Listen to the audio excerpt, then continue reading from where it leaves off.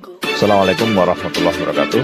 Selamat datang di BBC Budiono Pintar Channel. Jangan lupa tekan tombol like, beri komentar yang santun, dan subscribe agar selalu mendapat notifikasi tayangan baru dari kami. Terima kasih. Bismillahirrahmanirrahim. Innahum sa'tamne wong akeh haula itu kesewte mengkono-mengkono wong kabeh bikori natima klan korene perkara badau kang sause iki. Kanu ana sapa ngakeh dzakila nalikane den ucapno lagu mare wong akeh. Maksudnya diajarkan disyariatkan apa syariat la ilaha illallah. La ilaha ora ana pangeran kang hak wujud, kang ora ana pangeran kang hak wujud. Nah cara ki kuno kang ora ana pangeran kang wajib disembah iku wujud illallah sause kecuali Allah. Mereka itu adalah orang-orang ketika dianjurkan untuk melafadzkan la ilaha illallah iku yastakbiruna iku sombong sapa wong akeh. Wa yaquluna lan ngucap sapa wong akeh inna latariku alihatina li syairim majrun. Inna ana ta kita latariku alihatina dadi wong sing ninggal pangeran kita. Fi hamzatihi iku tetep ing dalam hamzai aina mau te apa wae takut dama kang disi apa mang kados niku kawingi lho tahqiqul hamzaten tasil terus idkhalu alifin. Lisa iren krono penyair majnun kang edan. Maksudnya masa kita meninggalkan ajaran leluhur hanya karena Muhammad, sing kata mereka itu syair yang majnun. Lisa iren kedua penyair majnun kang edan. Eli ajli qoli Muhammadin tegese krono muk nuruti omongane Muhammad. Ini jare wong kafir. Qala ta'ala bal jaa bil haqqi wa saddaqal mursalin. Bal jaa balik teko sapa Muhammad bil haqqi kelan barang sing hak kelawan barang sing nyata utawa kelan barang sing abadi. Wa saddaqa lan bener sapa Muhammad al mursalina ing wong sing diutus sedurunge Kanjeng Nabi Muhammad. Iljaina tegese ingkang teka kabeh bi iklan hak. Wa wa haqqu alla ilaha illallah ora ana pangeran kang hak wujud illa wa kecuali Allah. Innakum ladzaikul adzabil alim. Pun kula terangaken ya terus mulai napa wa qalu napa wa qalu ya wailana hadza yaumuddin terus sekedap ini asyara bidzalika. Mun kula terangno kiamat iki, soal kiamat itu seru, ora usah ndelok. Kiamat itu seru, ora usah ndelok. Anjing ben kiamat itu semua orang dihisab, termasuk sampean-sampean bareng dihisab. Pertama sing dijak itu jelas salat. Jadi kalau masalah ibadah mahdhu itu salat, nah masalah sosial itu asal tidak saling bunuh. Terus kalau terangkan ya, terus ngendikane Rasulullah sallallahu alaihi wasallam ngendikane la yazalul mar'u fi fushatin min dini malam yusib daman haroman. Labalan malih ya. La yazalul mar'u fi fushatin min dini malam yusib daman haroman. Seseorang itu boleh serilek-rileknya dalam beragama asal dia tidak punya masa lalu mengalirkan darah yang terhormat. Gamane cara Jawa ora tau mateni wong, ora tau mateni wong, ora tau mateni wong mukmin utawa ora oleh mateni wong sing muahad atau musta'man. Ya ada aturannya lah. Jadi kalau sampean urip ora tau mateni wong iku wis cara beragama iku rileks karena fifus satin mintin. Nah tentu mateni itu ada banyak sebab, di antaranya fatwa yang ekstrim. Sehingga ulama dulu itu senang diguyon sampai keterusan saiki. Jadi kabeh wong alim khase sering guyon karena memang menghindari omongan penting. Kenapa? Karena sekali omongan penting ini kadang yu'addi ilal fatwa bitaqatul. Takutnya fatwa itu ekstrim, kemudian saling apa? Saling bunuh. Sehingga masyhur itu ada pepatah bahwa statement ulama atau kolamul ulama, penanya ulama itu ahaddu minas sayf, lebih tajam ketimbang apa? Pedang, karena bisa menimbulkan macam-macam. Sehingga dulu banyak ulama kalau bab jinayat itu sudah tidak mau baca bab jinayat. Jinayat itu karena ya takutnya fatwanya itu ekstrim. Ada beda zaman Nabi. Zaman Nabi itu kan enak ya. Sing Kanjeng Nabi mesti bener ya. Musuhnya Abu Jahal CS mesti salah ya. Tukaran saiki wis gak seru. Tukaran mbek kowe repot. Masih aku musuh sampean ini soalnya bener sampean. Wong ora tau urip ora tau seneng mbok musuhi ku piye ngono dadi. Kan gak penak. Ya misalnya kiai itu kan mbek santri, wong mesti kan normalnya bela kiai ini, mergo luwih alim luwih bener. Tapi kan cara pandang, lah iya sing bener kok mau ngalah kan. Iso wae sing disalahno pangeran iku sing saiki wong tuwa tukaran mbek anak, kira-kira wong nyalahno sapa? Nyalahno wong tuane apa anake? Cara kowe dadi hakim. Wong tua kok wani anak, kualat tuh mujur ya lucu. Ini kan anak kok wani wong. Tapi wong tua kok wani anak, wong tua model opo. Terus anak wani wong tua ya anak model opo. Ya model milenial model. Tapi potensinya itu sama-sama salah. Sehingga ulama itu mulai dulu itu menghindari ngendikan penting itu menghindari karena ya tadi takut fatwa itu. Saya ulang lagi ya, jadi seseorang itu selonggar-longgarnya dalam beragama asal tidak pernah membunuh. Tidak membunuh darah yang seharusnya tidak terbunuh. Terus kalau masalah ibadah itu Allah ngambilnya sholat. Awwalu ma yuhasabu bil mar'u napa? As-sholat. Pertama yang dihisab itu sholat. Jika sholatnya lolos, maka hisab yang lainnya napa? Ringan. Ya pun ngoten. Terus ada hisab-hisab yang di kula waca mungkin sampean iso ngantisipasi hisab. Nah, jadilah tazulu qadama Adam atau qadama ibni Adam yaumal qiyamah hatta yus'ala an arba'in. Pertama ditanyakan dari sifat mudanya, dihabiskan untuk apa, umurnya untuk apa, hartanya dari mana, setelah mendapat untuk apa. Terus wa an ilmihi madza amila bihi, terakhir setelah mendapat ilmu itu apa yang dia perbuat. Mulane ada orang tok ilmu tidak ditakoki wae pangeran ora ate apa takoki. Ilmu iso nglakoni, mboten gadah ilmu ya Gusti. Terus serepet sampeyan. Dunya mboten gadah dunya. Lha opo ning dunya nggih ngentosi mati sing mon-mon niku aman apa? Sebab itu orang fakir itu masuk surga lebih cepat timbang orang kaya kacek pinten 500 tahun ketakoki. Dia apa mboten gadah napa-napa. Iso ngaji mboten. Jadi gak perlu pertanggungjawaban mereka napa sekacau kan. Nah, sementing kalau terangno ngeten ya. Niki penting rungokno. Mahsyar iku maknane iku nggon giringan. Terus kiai kuno maknane bayangno nggon mahsyar iku maknane tempat dihalonya semua manusia. Terus mauqif itu tempat diberhentikan, napa? Tempat diberhentikan. Terus di situ Anda innahum mas'ulun, mereka semuanya ditanya, dihisab. Semuanya dihisab. Terus ngendikane Kanjeng Nabi, hasibu anfusakum qabla an tuhasabu. Menghisablah diri kamu sekarang sebelum kalian semua dihisab. Sehingga potensi kita ini umat Islam utamanya sing tahu ngaji-ngaji ini, sampean semua dihisab ini kemungkinannya kecil. Karena ketika kowe ning donya sampean sedanteni kan biasa wis donga Rabbana zulamna anfusana. Jadi ya Allah, saya ini benar-benar mendolimi diri kita sendiri. Karena tujuannya hisab itu taubah. Taubah itu mempermalukan mereka di depan umum. Saya ulang lagi ya. Jadi semua hisab itu taubihan, mempermalukan mereka di depan umum bahwa mereka orang yang buruk. Sementara kamu di dunia sudah sering ngaku orang buruk. Selain ya wis rawong akeh maksud ini kan. Jadi kayak ngakuin apa Rabbana zalamna anfusana. Sehingga ngendikane Kanjeng Nabi sebuti hasibu anfusakum qabla an tuhasabu. Menghisablah diri kamu sendiri sebelum nanti kamu benar-benar dihisab.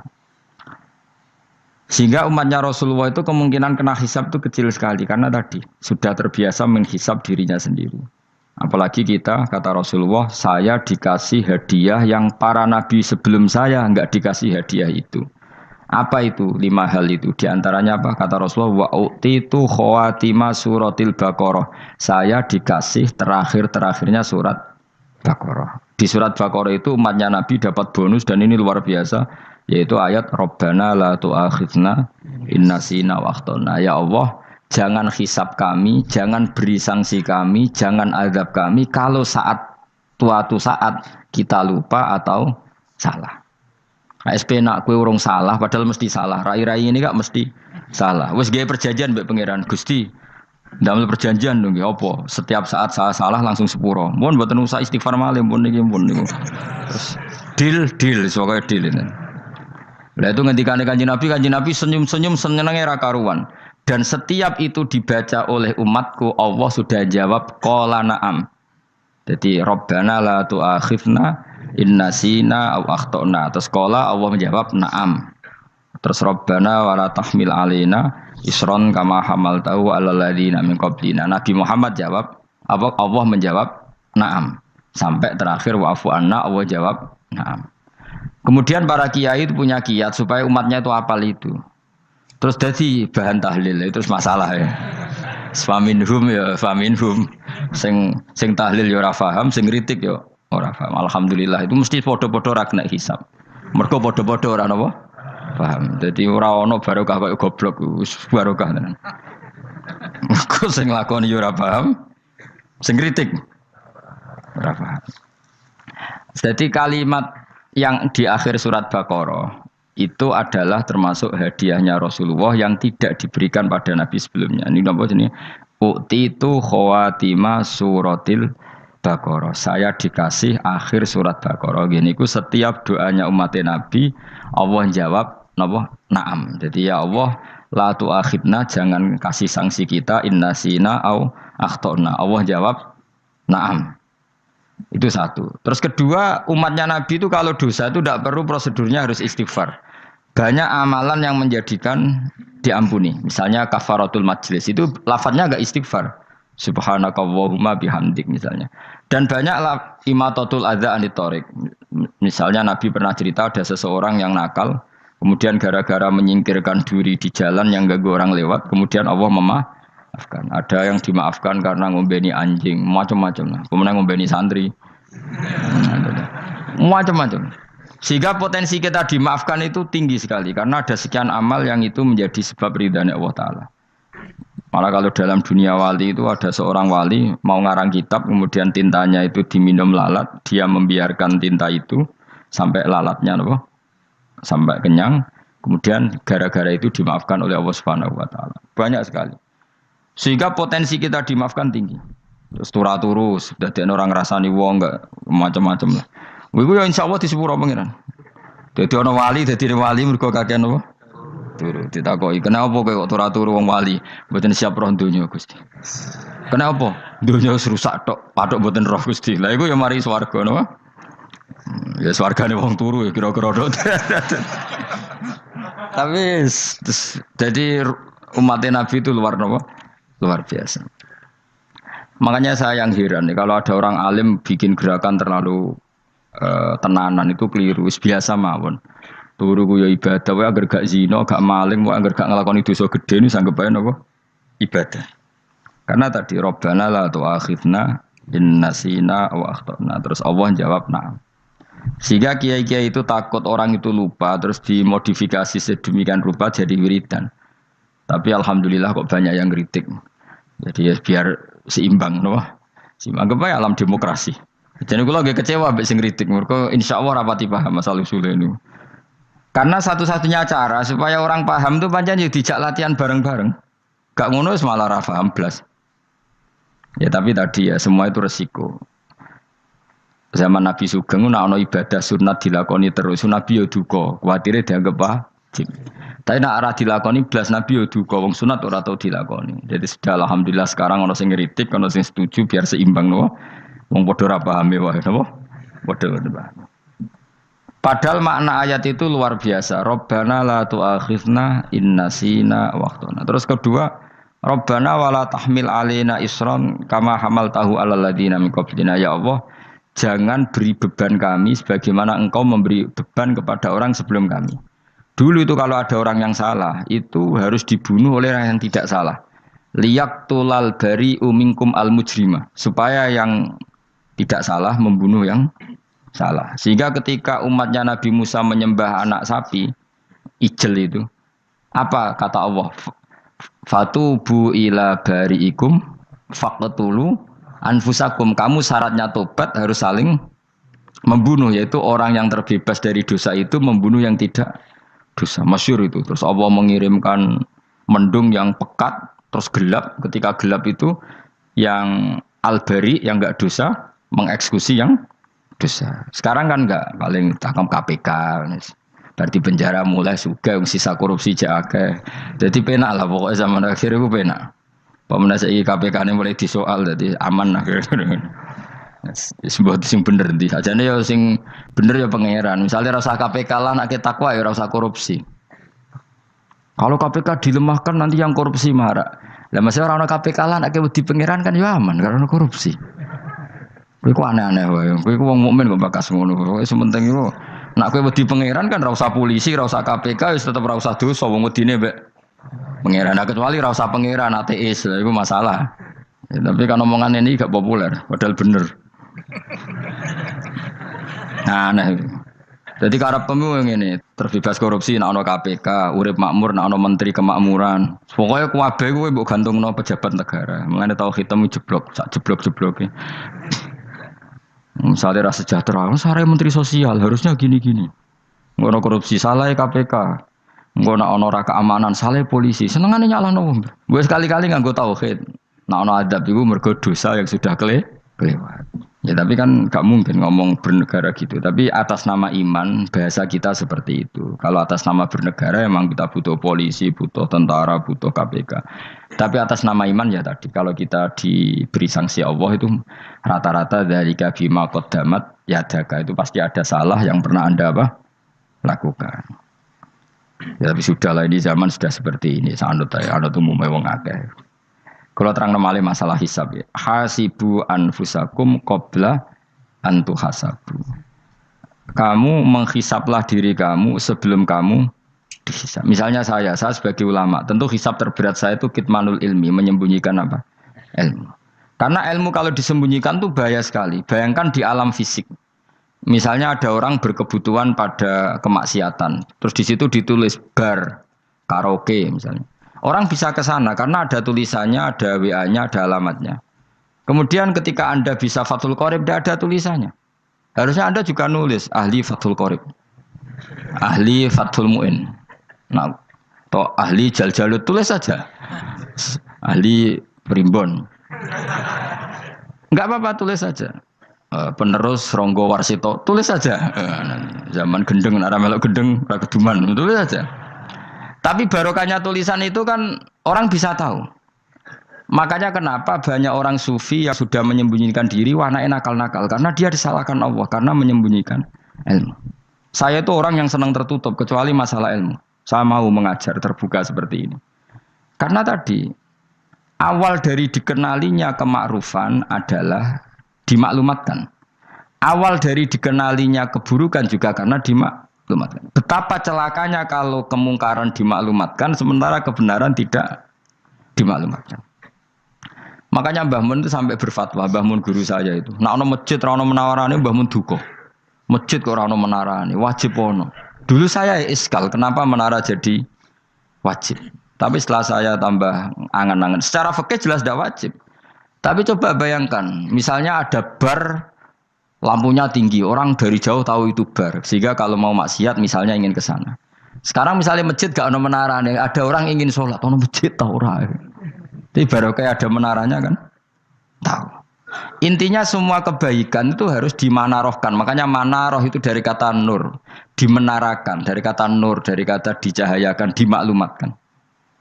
Sehingga mulai dulu lama itu meskipun humul itu menyembunyikan diri. Tapi kalau masalah ilmu mereka membuka diri. Loh, coba kalau misalnya ngaji seperti saya ini, saya tidak terang-terangan jadi orang alim. Sebetulnya nggak baik. Kalau kamu ujub, sombong, aku orang alim itu tidak baik. Tapi kalau kita kan tidak karena ujub tadi, harus memaklumatkan. Coba berapa bapak-bapak yang tertolong nyari bidan ketika istrinya hamil. Gara-gara tulisan karena yang nolong itu. Bidan. Ya kan? Dokter gigi. Atau kalau nggak dokter, ya ahli gigi.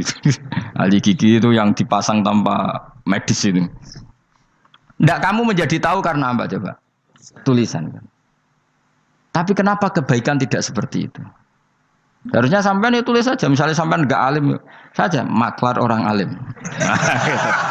Siap menyalurkan ke tempat-tempat orang alim. Coba TKI tenaga kerja itu. Mereka tahu Korea, Hongkong karena tulisan penyalur tenaga kerja. Tulis saja rumah kamu penyalur ke orang alim. Nanti antar ke berduaan. Kalau ada orang tanya, maksudnya gimana? Kalau butuh orang alim, tak antarkan. Oh ya sudah, itu kalau se-Indonesia, itu luar biasa. Jadi yang ngajinya dulu Fathul Qorib sampai bab sholat itu saja. Ahli Fathul Qorib sampai bab sholat. Tulis saja dalam kurung, pemahaman pas-pasan. Enggak apa-apa. Lo coba, dokter itu kan fair. Kalau ilmunya pas-pasan tulis dokter umum. Kalau dia merasa pinter, dokter spesialis. Dan itu menjadi orang tahu. Tulis saya kan ahli saraf. Nah, Loh boten guyon itu betul. Makanya saya ini termasuk orang yang menyembunyikan diri. Tapi kalau bab ilmu ndak. Sehingga nyun sewu saya ada sombong banyak gus-gus alim yang ngaji saya jamul jame, ngaji mahali. Padahal itu kitab tersulit di pondok. Tapi gara-gara saya sering cerita, saya pernah ngaji jamul jame sama Mbah Mun. Saya pernah mentakriri kitab ini, kitab ini. Hanya banyak yang ngaji saya. Kalau tanpa itu kan mereka tidak tahu. Ya sama nggak apa-apa kalau menyaingi saya. Tulis saja di rumah kamu ahli jamul jame. Barang diparani ahli apa? Ahli jilid. Maksudnya kalau kitab kamu rusak bawa sini. Ya enggak apa-apa. Nah, sehingga syarat utama jadi nabi itu sebetulnya memaklumatkan diri. Ya saya ulang lagi. Pertama nabi jadi nabi syaratnya apa? Memaklumatkan diri. Sehingga pertama beliau jadi nabi naik gunung Sofa, kemudian ya maksara Quraisyin halummu ilayya, wahai orang Quraisy ke sini. Terus nabi mulai manggil satu-satu, ya bani Abdi Amanaf ke sini, ya bani Fihr ke sini terus. Saya ini adalah an-nadhirul mubin. Saya sekarang diangkat jadi nabi. Terus Abu Lahab marah-marah, tabbannaka ya Muhammad alihada jama'tana. Muhammad kamu itu orang sial, kita enak-enakan tidur gara-gara kamu manggil kita datang, ternyata hanya untuk urusan seperti ini. Makanya terus ada tabbat yada abi lahabi watab. Tapi yang iman kemudian tanya, Muhammad kalau kamu setelah jadi nabi, misinya apa? Saya diutus Allah untuk kamu menyembah Allah, tidak boleh menyekutukan Allah. Dan Allah memerintahkan kamu afaf. Afaf itu meninggalkan zina, meninggalkan maling, gini-gini. Coba kalau Nabi tidak memaklumatkan diri. Jadi Nabi sekelunak-kelunus. Ketemu wong monggo nggih. Ada temu dia nggih. Sengerti nak Nabi ku sapa aja. Sehingga orang-orang yang humul, yang menyembunyikan diri itu di bab ulama masalah besar itu. Karena ciri utama dosa adalah kitmanul ilm. Makanya Nabi sidik amanat tabligh fatona. Tabligh itu lawan katanya apa? Kitman. Makanya saya ngaji di mana-mana. Saya di Jakarta ngaji, di sini ngaji, di Pasuruan ngaji. Harus dimaklumatkan ilmu. Dan kalau ada orang tanya ya tak jawab. Saya itu kitab yang paling aneh di pesantren, misalnya yang mulai aneh lah, gak Jamul Jame. Saya sampai sekarang masih ngajar Jamul Jame. Kitab yang aneh. Macane lagi roh judulnya pusing. Jamul Jawame, kumpulane pira-pira kumpulan. Jadi ilmu apa ae ana ning kono. Sing gak ana ilmu dukun, mboten enten. Ilmu carane bodoni ya ora ana. Ning kono mau carane mlebu swarga tok. Mane potensi kula mlebu swarga itu tinggi sekali. Cara sing model piye duwe. Dadi mun. Dadi cara sing model piye duwe. Dadi cukup banyak napa? Cara. Sampe nek ndek cara sitok ora mesti, kula nu gak ada cara kathah. Dadi nek dari cara iki mentok, ganti cara iki mentok.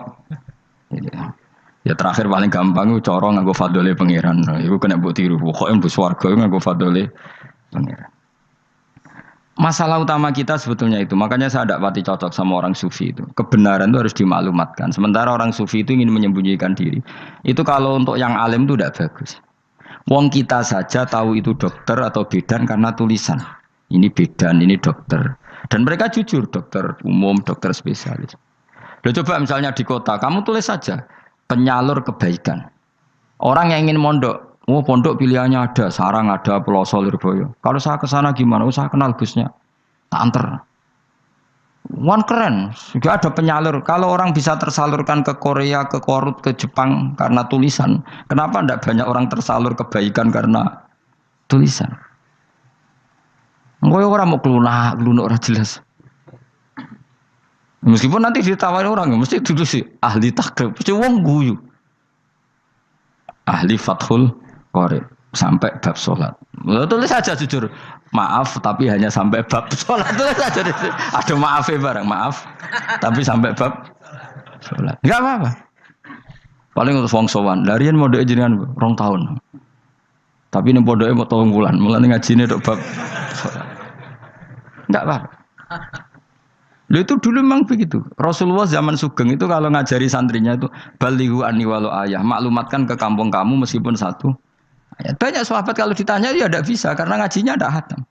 Tapi ya terus, enggak apa-apa, kok tak soano Abu Bakar, tak soano Umar, ditanyakan yang lebih pintar. Saking tidak pahamnya sahabat itu lucu ketika ada ayat waqulu wasrabu hatta yatabayyana lakumul khaytul abyadu minal khaytil aswad. Itu kalau mau tidur ya benar-benar bawa benang putih sama benang hitam, ditulis dipasang di pintunya. Jadi kalau makan diinceng lagi, kok masih belum kelihatan, wah masih boleh makan. Terus begitu. Kalau sudah mulai syuruk, mulai padang, wah berarti sudah imsak. Jadi karena makanlah dan minumlah sampai benang hitam terbedakan dari benang putih. Artinya kalau malam kan dulu kan nggak ada listrik, nggak ada lampu, berarti kalau benar-benar masih malam nggak terlihat, berarti masih boleh makan. Nanti terus dilihat gitu. Terus, ya sudah wakafnya di situ. Hatta yatabayyana lakumul khaytul abyadu minal khaytil aswad, wakaf dulu. Terus akhirnya Kanjeng Nabi itu piye kok umatku jadi masangi benang ini. Akhirnya Jibril teko. Ini makanya unik dalam ulumul Quran. Satu-satunya ayat yang diturunkan hanya satu kata itu ya ayat itu tok. Terus Jibril datang, Muhammad ayatnya itu kurang sitok. Minal fajr. Terus ditambahi minal fajr. Jadi minal fajr itu unik. Ada Jibril jauh-jauh dari langit. Iku mau nurun apa? Minal fajr. Makanya kalau kamu nanti dites, kalau ingin jadi dokter tafsir dites, ada satu kalimat yang diturunkan jauh-jauh Jibril ke bumi. Apa kalimat itu? Jawab baik, minal fajr. Wis alim gue yakin alim. Memang ikut tak? Masa ikut? Ergo gara-gara sahabat itu terus masangi apa? Benang ngincang. Akhirnya minal fajr. Baru mereka tahu maksud fajar, maksud apa? Benang hitam artinya malam, benang putih artinya fajar. Sodik sudah menyingsing. Semenjak itu sudah ada benang-benangan karena jadi orang-orang ngono maksudnya cek kurang sithik terus turun apa? Minal fajar ya. Jadi nanti kalau sampai latihan tes jadi dokter apa?